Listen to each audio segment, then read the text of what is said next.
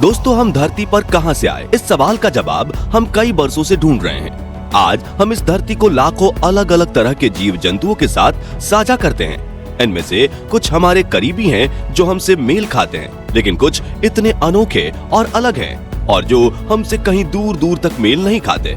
इनका रहन सहन, शारीरिक बनावट और सब कुछ हम इंसानों से बिल्कुल अलग है। लेकिन साइंस और साइंटिस्ट कहते हैं कि धरती पर रहने वाले सारे प्राणियों के पूर्वज एक ही थे। चाहे छिपकली हो, हाथी हो या इंसान, हम सभी के पूर्वज एक ही थे। इससे मानना हम आम इंसानों के लिए थोड़ा मुश्किल है, या यूं कहें नामुमकिन है। तो आइए इस नामुमकिन सफर में हम और आप दोनों आगे बढ़ते हैं और साथ में जानते हैं कि साइंस क्या कहता है इंसान की उत्पत्ति के बारे में। इस अनोखे सफर में हम अपनी उत्पत्ति के रहस्य के बारे में जानेंगे। तो बिना देरी किए वीडियो शुरू करते हैं।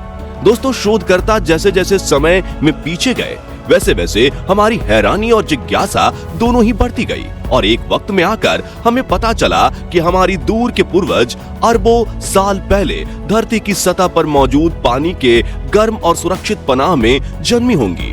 लेकिन क्या इस बात पर यकीन करना इतना आसान है? दोस्तों, इस सफर में हम कुदरत के सबसे गहरे राज को जानेंगे। प्रकृति हमेशा हमारा इम्तिहान लेती है और देखती है कि क्या हम उसके बनाए ब्रह्मांड में रहने लायक हैं या नहीं। और जो प्रकृति के इस इम्तिहान में पास होता है, वो इस कुदरत में जीवन जीता है, और जो फेल हो जाता है उसे विलुप्त होना पड़ता है, क्योंकि प्रकृति हमें खुद के लिए चुनती है।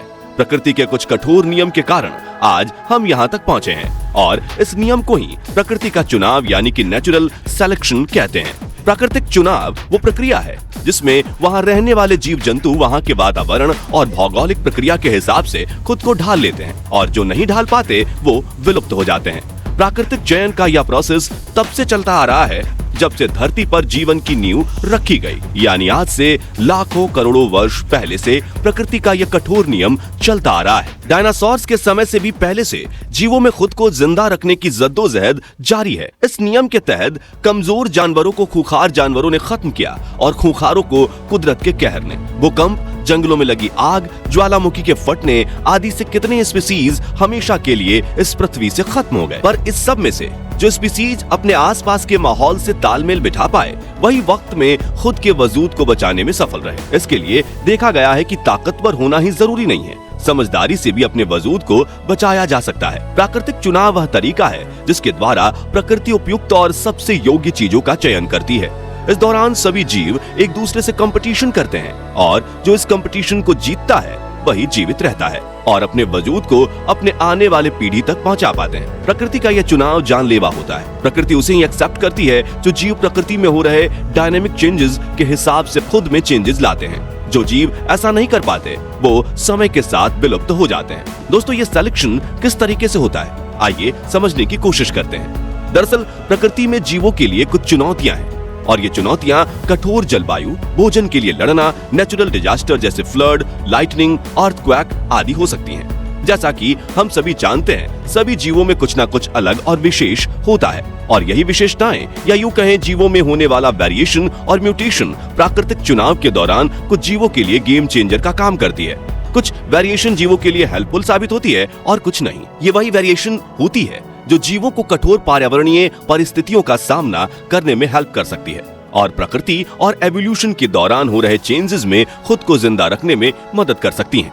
एक एग्जांपल से समझते हैं। मान लेते हैं कि एक जिराफ छोटे गर्दन की थी और एक लंबे गर्दन की। जब दोनों के बच्चे हुए तो जाहिर सी बात है कि छोटे गर्दन वाली जिराफ के बच्चे के गर्दन छोटी होगी और वो लंबे गर्दन वाली जिराफ के बच्चे की गर्दन लंबी होगी। अब जो लंबे गर्दन वाला जिराफ था वो लंबे पेड़ों के पत्ते आराम से खा लिया करता था और उसका पेट भर जाता था, लेकिन छोटे गर्दन वाला जिराफ ऐसा करने में अक्षम था, जिसकी वजह से नेचुरली भूख के कारण उनकी स्पीसीज विलुप्त होती चली गई और लंबे गर्दन वाले जिराफ जीवित रहे। और जो जीवित रहे उसने रिप्रोड्यूस किया और अपने जनरेशन को आगे बढ़ाया। इसे ही प्राकृतिक चुनाव कहते हैं। ऐसे ही पेड़ों पर रहने वाले टिड्डे भी अलग अलग रंगों के हुआ करते थे, लेकिन जो टिड्डे रंगीन थे उनको छिपकलियों और दूसरे शिकारी जीवों द्वारा शिकार कर लिया गया और धीरे धीरे विलुप्त होते चले गए। जबकि जो टिड्डे हरे रंग के हुआ करते थे वो हरे पेड़ पौधे में रहने के कारण शिकारी जीवों को पहचान में नहीं आते थे, जिससे उन्होंने अपने अस्तित्व को कायम रख लिया। और इसी प्राकृतिक चुनाव की वजह से धरती पर अलग अलग प्रजातियां विकसित हो गईं। दोस्तों अगर देखें तो धरती पर जीवन 4.5 लाख साल पहले से मौजूद है, लेकिन जीवन की शुरुआत कहां से हुई ये अहम सवाल है। अगर धरती के चारों ओर नजर दौड़ाएं तो देख सकते हैं कि धरती पर 70% हिस्से में पानी ही पानी है और वैज्ञानिकों के अनुसार इसी पानी यानी समुद्र के भीतर पहली बार जीवन की शुरुआत हुई थी। इसी के अंदर अरबों साल पहले बहुत छोटे जीवों ने जन्म लिया और आज हम इसी समुद्र में रहने वाले जेलीफिश से लेकर एक जहाज की जितनी बड़ी मछली जिसे ब्लू व्हेल कहते हैं, ये सभी समुद्र की दुनिया के अजूबे हैं जो इसी पानी के गहराइयों में उत्पन्न हुए हैं। और धरती पर रह रहे सभी जीवों के दूर के पूर्वज भी कभी इसी पानी के अंदर जन्मे थे। दोस्तों कुदरत की इसी लेबोरेटरी से बाद में आगे चलकर जटिल जीवों का जन्म हुआ। इसी समुद्र की गहराई से निकलकर कभी हमारे पूर्वजों ने धरती पर चलना शुरू कर दिया। आइए समझते हैं कि आखिर कैसे साइंस और साइंटिस्ट ये दावा कर रहे हैं कि हम इंसानों का जन्म पानी में हुआ। तो इसे हम अपने खुद की बॉडी से समझ सकते हैं। हमारे बॉडी के कई हिस्से में आज भी वो खूबियां मौजूद हैं जो आज से अरबों साल पहले हमारे पूर्वजों में पानी के अंदर विकसित हुई होंगी। दोस्तों जब बच्चा माँ की गर्भ में 24 दिन का होता है तो इस स्टेज में बच्चे के सिर के पास एक गिल स्लिट मौजूद होती है जिन्हें फेरिंगियल पाउचेस कहते हैं, जो आगे जाकर इंसानों में चेहरे, कान और जबड़े का हिस्सा बनते हैं। और यही गिल स्लिट्स मछलियों के अविकसित बच्चों में पाई जाती हैं, जो आगे चलकर मछली के गलफड़ों में बदलती हैं। वही प्रेगनेंसी के 6ठे हफ्ते में इंसानी बच्चों में एक पूंछ भी विकसित होती है, जो उस समय हमारी रीढ़ का हिस्सा होती थी, जो आगे की डेवलपमेंट में रीढ़ के निचले हिस्से में बदल जाती है। तो इससे साबित होता है कि कहीं ना कहीं हम पानी से जुड़े हुए तो जरूर हैं। साथ ही इस प्रक्रिया में भी जीव से ही जीव की उत्पत्ति हो रही है। लेकिन बड़ा सवाल तो ये है कि पहला जीव कैसे बना होगा। आइए इसे समझने का प्रयास करते हैं। दोस्तों जीवन की बात की जाए तो सभी जिंदा प्राणियों को हम दो तरह की खूबियों के कारण अलग कर सकते हैं। पहले वो जो सिंगल सेल से बने और दूसरे वो जो कई सेल यानी कि मल्टीपल सेल्स के आपस में मिलने से बने हैं। हम इंसानों की बॉडी अरबों छोटी छोटी सेल्स से मिलकर बनी है, यानी आसानी से समझा जाए तो कई सेल्स आपस में मिलकर टिश्यूज को बनाते हैं और कई सारे टिश्यूज आपस में मिलकर हमारी बॉडी के किसी खास पार्ट को शेप देती है, जैसे कि हार्ट, लंग्स, किडनी, स्किन आदि। और ये सभी अलग अलग पार्ट्स आपस में मिलकर एक इंसान या जानवर को बनाते हैं। वहीं सिंगल सेल से बने प्राणियों को एक सेल से ही पहचाना जा सकता है। हालांकि ये सेल हमें माइक्रोस्कोप के बिना दिखाई नहीं दे सकते, लेकिन फिर भी ये अपने आप में जीवन का सबसे छोटा रूप है, यानी इन्हें ही हम लाइफ कह सकते हैं। आपको जानकर हैरानी होगी कि हमारी बॉडी की सबसे छोटी यूनिट ये कोशिका नहीं, बल्कि कोशिका से भी छोटे माइक्रो मॉलिक्यूल्स से मिलकर बने हैं। कोशिका के अंदर न्यूक्लियस, साइटोप्लाज्म और बाकी दूसरे हिस्से नेचर में पाए जाने वाले दूसरे एलिमेंट्स से बने हैं, जैसे कि कार्बोहाइड्रेट, प्रोटीन, लिपिड्स और न्यूक्लियल एसिड। लेकिन ये माइक्रो मॉलिक्यूल भी सबसे छोटी यूनिट नहीं है। एक एग्जांपल से समझ सकते हैं, जैसे प्रोटीन हमारे सेल की ग्रोथ के लिए सबसे जरूरी एलिमेंट है, लेकिन जब प्रोटीन को तोड़ेंगे तो ये हजारों की संख्या में अमीनो एसिड से मिलकर बना हुआ है। यह अमीनो एसिड आपस में एक खास पैटर्न में जुड़कर किसी खास तरह के प्रोटीन को बनाते हैं। लेकिन हैरानी तो तब होती है जब 20 तरह के अमीनो एसिड्स आपस में मिलकर हजारों अलग अलग शेप में जुड़कर एक दूसरे से बिल्कुल डिफरेंट प्रोटीन का निर्माण करती हैं। लेकिन ये अमीनो एसिड्स भी हमारे शरीर की सबसे छोटी यूनिट नहीं है और सभी तरह की माइक्रो मॉलिक्यूल साइज में अमीनो एसिड से भी छोटी यूनिट से मिलकर बनी है और ये छोटा यूनिट है एटम। जी हाँ, अलग अलग तरह के एटॉम्स यानी कि इलेक्ट्रॉन, न्यूट्रॉन, प्रोटॉन से मिलने से हमारे शरीर को बनाने वाली ये माइक्रो मॉलिक्यूल्स बनी है। आइए इसे थोड़ा आसानी से एक सीधी लाइन में समझते हैं।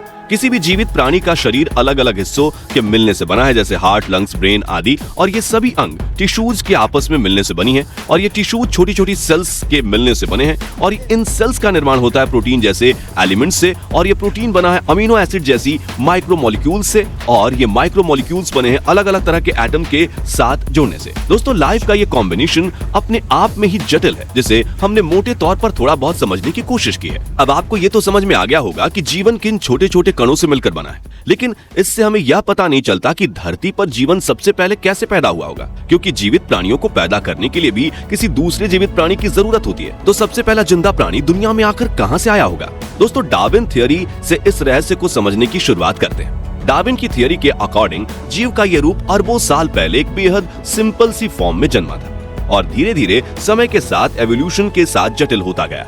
यानी शुरू में जन्मे जीवों का शेप, उनके अंग और उनके अंदर चल रही केमिकल प्रोसेस को समझने में उतनी मुश्किल नहीं थी जितनी आज की जीवों को लेकर है। शुरू में उनकी खूबियां और उनके अंदर चल रही गतिविधियां काफी सिंपल हुआ करती थी, लेकिन समय के साथ साथ नए जीवों में एवोल्यूशन के कारण पूर्वजों की तुलना में काफी बदलाव आने लगा। उनमें नए अंग और नई खूबियां विकसित होने लगी। अगर इसे थोड़ा सिंपल तरीके से समझे तो दोस्तों, कोई भी जीवित प्राणी जब भी अपने बच्चे को जन्म देती है तो बच्चे कुछ नई खूबियों के साथ जन्म लेते हैं, और अगर बच्चे अपने कमियों और खूबियों की वजह से माहौल से तालमेल बिठाने में सक्षम नहीं हो पाते तो उनका जीवित रहना मुश्किल हो जाता है। और जो बच्चे तालमेल बिठा लेते हैं वो जीवित रह जाते हैं और अपनी तादाद बढ़ाने लग जाते हैं, जिसका नतीजा यह देखने को मिला कि माहौल से तालमेल बिठाने वाली खूबियों को लेकर पैदा होने वाली स्पीसीज ज्यादा संख्या में ग्रो करती चली गई और इन जीवों की खूबियां आगे चलकर इतनी बदल गई कि ये नई प्रजाति के रूप में विकसित हो गए। इन्हें इनके पूर्वजों से पहचानना मुश्किल होता चला गया। दोस्तों, धरती पर अरबों साल से हो रहे एवोल्यूशन में जीवन अनगिनत रूपों में विकसित हुआ है, और इस बात को और भी पक्का करते हैं धरती पर पाए गए फॉसिल्स यानी कि जीवाश्म के रिकॉर्ड। वैज्ञानिकों को फॉसिल्स की स्टडी से जीवों के नेचर को समझने में आसानी होती जा रही है, और इसी के आधार पर वैज्ञानिकों ने नतीजा निकाला है कि आज से करीबन 3.8 अरब साल पहले जीव बहुत ही सिंपल सी सेल के रूप में जन्मा होगा। लेकिन अब ये समझते हैं कि वो सिंपल सेल भी कहां से आया होगा। तो इसके लिए वैज्ञानिक जीवन को लेकर नई खोज कर रहे हैं और जीवन के रहस्य को सुलझाने में कुछ हद तक कामयाबी हो पाए हैं। इनके हिसाब से लाइफ यानी कि जीवन का जन्म केमिस्ट्री से हुआ है, और लाइफ की ये केमिस्ट्री हमें बताती है कि जिंदा सेल्स कुछ खास तरह के मॉलिक्यूल से मिलकर बनी है। जिंदा प्राणियों के शरीर को बनाने वाले कुछ अहम एलिमेंट्स हैं, जैसे अमीनो एसिड्स, शुगर आदि, और ये मॉलिक्यूल्स आपस में जुड़ते हैं और अपनी स्ट्रक्चर से कहीं ज्यादा मुश्किल स्ट्रक्चर का निर्माण करते हैं, जैसे कि जीन्स, प्रोटीन, सेल्स, मेम्ब्रेन आदि। और इसी जीन्स से आगे एक जीव का जन्म होता है। पहले ये माना जाता था कि हमारे शरीर को बनाने वाली ये मॉलिक्यूल्स सिर्फ जिंदा प्राणियों में ही पाई जाती हैं, लेकिन 1828 में फ्रेडरिक वोहलर नाम के जर्मन केमिस्ट ने लैब में यूरिया का निर्माण करके दिखाया, जो यूरिया हमारे पेशाब में पाया जाता है। दोस्तों, जीवित प्राणियों के शरीर द्वारा बनाया गया ये एलिमेंट वैज्ञानिकों ने लैब में एक्सपेरिमेंट करके तैयार कर लिया। ये बात उस समय वैज्ञानिकों के लिए जीवन को लेकर जो समझ थी उसमें एक नया मोड़ ले आया। हमारे शरीर के कई ऐसे एलिमेंट्स जिनके बारे में यह माना जा रहा है कि उनका मिलना केवल जीवित प्राणियों में ही मुमकिन है, यूरिया की लैब में बन जाने से इस बात को चुनौती मिली कि जीवन को बनाने और उसे चलाने के पीछे किसी रहस्यमयी ताकत का हाथ नहीं बल्कि केमिस्ट्री का हाथ है। दोस्तों, कुदरत में मौजूद अलग अलग एलिमेंट्स आपस में मिलकर कुछ ऐसे केमिकल रिएक्शन करते हैं जिनसे जीवों का जन्म होता है, और उसी के जैसे दूसरे केमिकल रिएक्शन होने की वजह से पैदा हुए नए जीवों को सरवाइव करने के लिए जरूरी चीजें मिल जाती हैं, जैसे कि एनर्जी। हैरान करने वाली बात तब हुई जब कुदरत कुछ बेजान एलिमेंट्स जो खुद निर्जीव होते हैं उनको आपस में मिलाकर एक जिंदा प्राणी को पैदा कर देती है। विज्ञान ने इसके अलावा एक और प्रोसेस खोजा है जिसमें कुछ खास तरह के मॉलिक्यूल्स को एनर्जी सोर्स के साथ जोड़ दिया जाता है, और कुछ समय बाद उन्हें देखा गया तो वे सभी बेजान मॉलिक्यूल्स एनर्जी का यूज करके एक दूसरे के साथ मिलकर अपने से बड़े और कॉम्प्लेक्स मॉलिक्यूल्स को जन्म दे रहे हैं। कुछ दूसरी तरह के स्ट्रक्चर भी बनाते हैं जो दिखने में हमारे डीएनए जैसी लगती है। यानी जीवन की कठिन पहेली की कुछ कड़ियां हमारे हाथ लगी हैं। लेकिन विज्ञान ने जीवन के बारे में सब कुछ जान लिया, ये कह देना भी गलत होगा। इस पर अभी भी रिसर्च चल रहा है। दोस्तों, कैसे कुछ खास तरह के बेजान एलिमेंट्स आपस में मिलकर एक टीम की तरह काम करने लगती हैं और अपनी साझी काम की पेचीदगी को इस हद तक ले जाती हैं कि जेनेटिक कोड जैसी बेहद मुश्किल सिस्टम का जन्म होता है। कुछ इस तरह अरबों साल पहले भी हुआ होगा, जब पानी की सुरक्षित पनाह में बेजान मॉलिक्यूल्स के आपस में मिल जाने से अचानक एक जीवित प्राणी ने जन्म लिया होगा, और यही प्राणी धरती पर जीवन के उस पेड़ का बीज साबित हुआ होगा जिसकी करोड़ों अलग अलग शाखों पर जिंदगी अरबों सालों में खरबों पत्ते के रूप में जन्मी है। पानी में जन्मे सबसे पहले सूक्ष्म जीव जो आगे चलकर धरती पर बसने वाले सभी प्राणियों के पूर्वज साबित हुए, और इन्हीं जीवों में किसी गहरी समुद्र या झील में हमारी कॉम्प्लेक्स डीएनए बनने की शुरुआत हुई होगी, जिसके बाद पृथ्वी पर बड़े और कॉम्प्लेक्स जीवों के लिए वातावरण बना। दोस्तों, ऐसा नहीं था कि ये विकास रातों रात देखने को मिला हो। दरअसल ये पूरी प्रक्रिया लाखों सालों में देखने को मिली है। इसके साथ ही जैविक आबादी यानी कि बायोलॉजिकल पॉपुलेशन के हेरिडेटरी कैरेक्टर्स में पीढ़ी दर पीढ़ी कुछ न कुछ परिवर्तन आते रहे हैं, और पीढ़ी दर पीढ़ी होने वाले इसी परिवर्तन को क्रमिक विकास यानी कि एवोल्यूशन कहते हैं। तो साथियों, आपको जीवन की उत्पत्ति की ये दिलचस्प जानकारी कैसी लगी? कमेंट करके जरूर बताइए, और वीडियो पसंद आई हो तो वीडियो को लाइक और शेयर करने के साथ साथ ऐसे ही अमेजिंग कंटेंट को देखते रहने के लिए हमारे चैनल को सब्सक्राइब करके नोटिफिकेशन बेल जरूर प्रेस कर दीजिए। धन्यवाद।